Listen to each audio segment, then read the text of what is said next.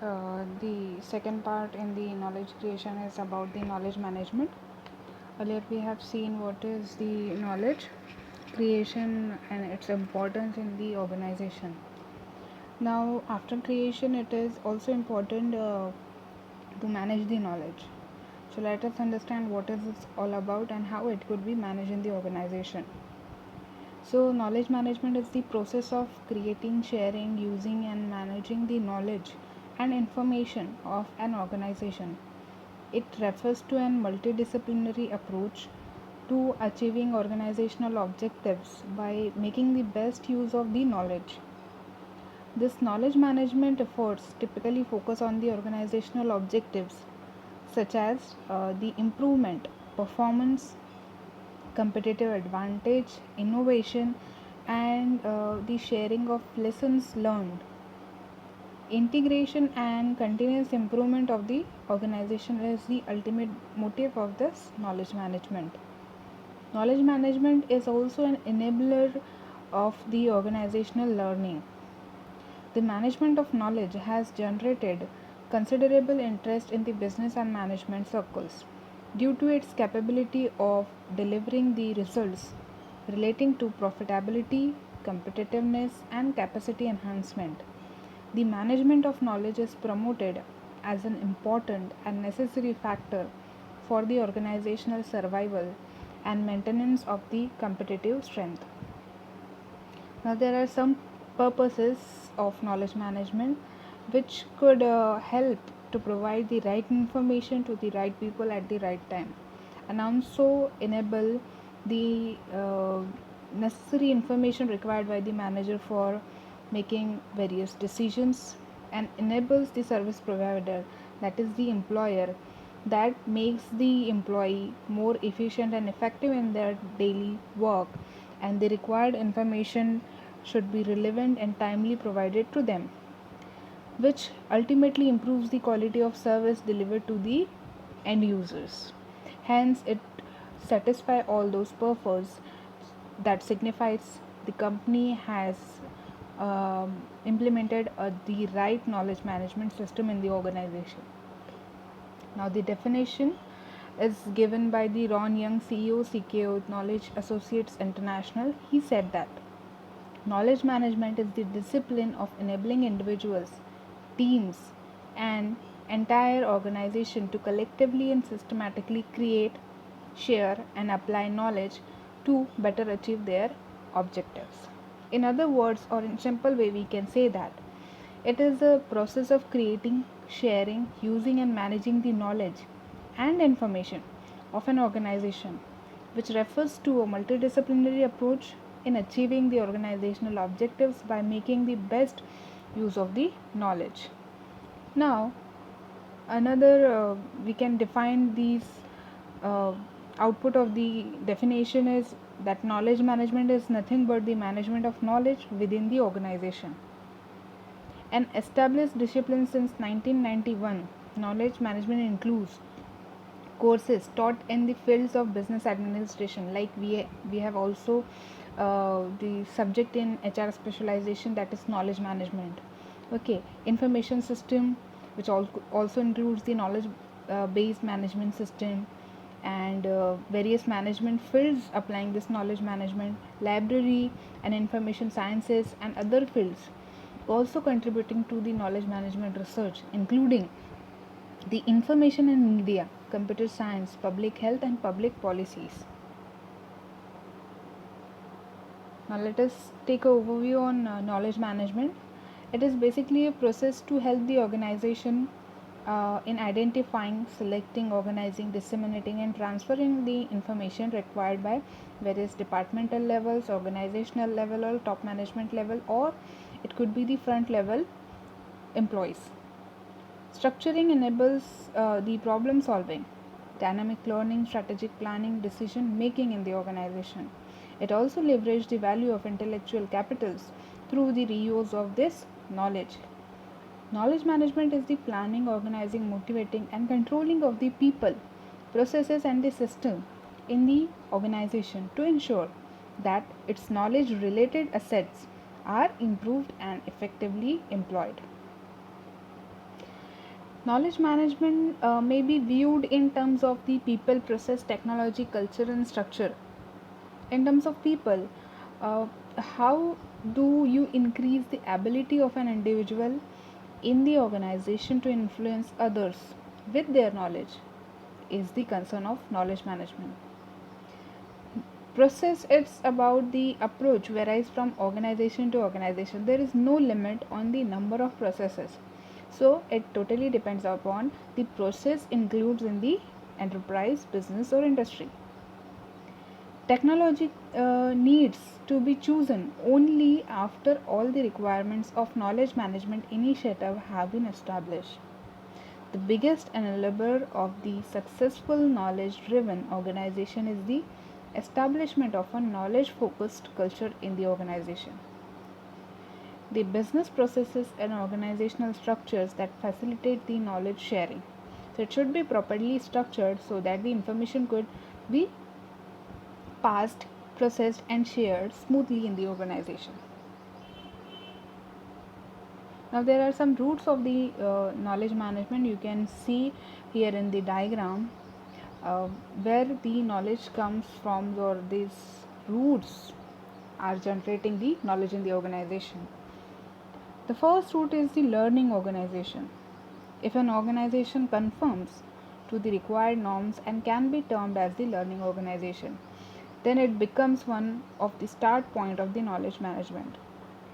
Intellectual assets. What is this intellectual assets or capital in the organization? The excuse me.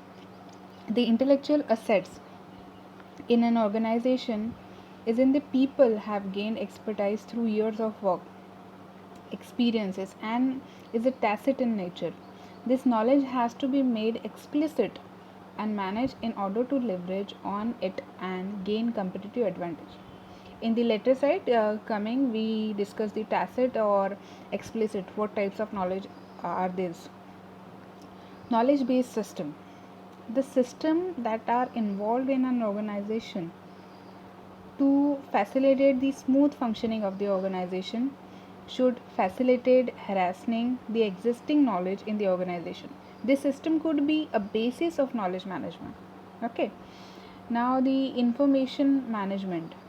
Information is the core of this knowledge management system because it is the main thing on which whole knowledge should be created or processed, but it should be meaningful to the person who is utilizing or reusing the knowledge. Since information combined with experience and intuition leads to the knowledge, hence proper information management system can result in an effective knowledge management system. Knowledge innovation. Creativity and innovation are the methods by which new knowledge is created. Innovations comes out of increment changes to existing products or processes and a radical change which is different from the original process or product. The radical changes given a new dimension to the existing knowledge base, and incremental changes result in the changes in perceptions and line of thinking, leading to new knowledge insights. The business transformation act as another catalyst for knowledge management. Organizations respond to the various changes in the marketplace through transformational process like business process reengineering could also be a best tool tactic in the knowledge management, or it could be the root of knowledge management. Now here is this slide depicts the two types of knowledge there are exist. The one is the explicit and the other is implicit. You can see here in the diagram the difference between the two knowledge is given. The explicit knowledge is the tangible one, which can be documented information that can facilitate the action. It could be formal or codified. It includes the documents like reports, policy, manuals, white papers, standard procedures. It creates the database. This is the main thing that explicit knowledge has or possesses. It helps in creating, sharing, transformation of the tacit knowledge. So it could be in forms of the books, magazines, journals. These are some other examples of explicit knowledge. In implicit or tacit knowledge, it is informal and uncodified. It values it includes the values, perspective and culture. This implicit knowledge exists in the heads of a person. It means our experience, our feelings, our emotions, what we have learned is within a person or within an individual. So it is uncodified and it is intangible in nature. It is to know how and learning embedded within the minds of a people. It could be the memories of staff, suppliers, or vendors. So it is unhidden. Or other examples of this tacit knowledge could be the experience, thinking, competence, commitment, which is unmeasurable or which cannot be seen through our eyes. The next slide includes the some other examples of this explicit and implicit knowledge. You can go through it. The next slide includes the knowledge management process, or it could be called as the knowledge development cycle, where it starts and where it ends, and it restarts when it come to the end point. Okay, so let us start with the knowledge development cycle is defined about the knowledge management process in an organization, a cyclical process from knowledge creation to the knowledge review and revision. Okay, so the process starts with the knowledge creation. The Nonaka and Tekuchi, the famous management thinker, have mapped the knowledge creation process from the tacit and explicit knowledge available in the organization. They have also shown some diagram where the tacit knowledge transferred from to we have earlier seen in the knowledge creation. Remember the diagram and refer it.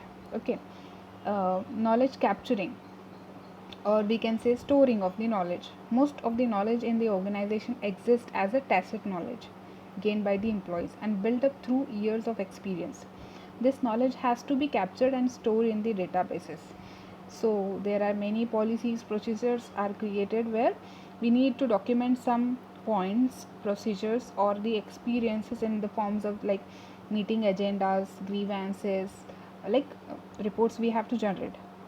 The knowledge application. Now, if the knowledge is stored or captured, how to apply this in day-to-day life? The knowledge created and captured through would then need to be applied to achieve the competitive advantage. So here is a point where company needs to or organization needs to take care that the knowledge stored, captured should be available or accessible by the employees. Now, knowledge distribution.